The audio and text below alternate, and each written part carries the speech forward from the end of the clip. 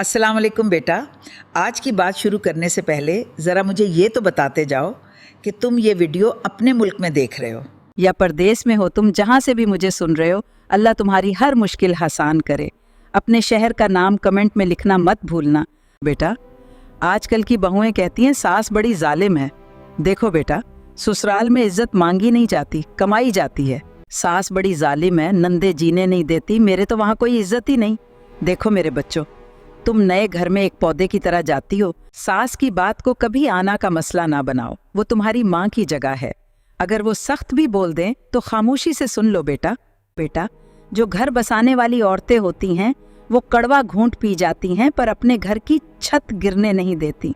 तुम्हारी यही खामोशी कल उनके दिल में तुम्हारी मोहब्बत पैदा करेगी। घर बसाने के लिए थोड़ा झुकना पड़ता है और जो झुकता है वही फल पाता है। सास को माँ मानकर तो देखो, वो तुम्हें बेटी ना बना ले तो कहना।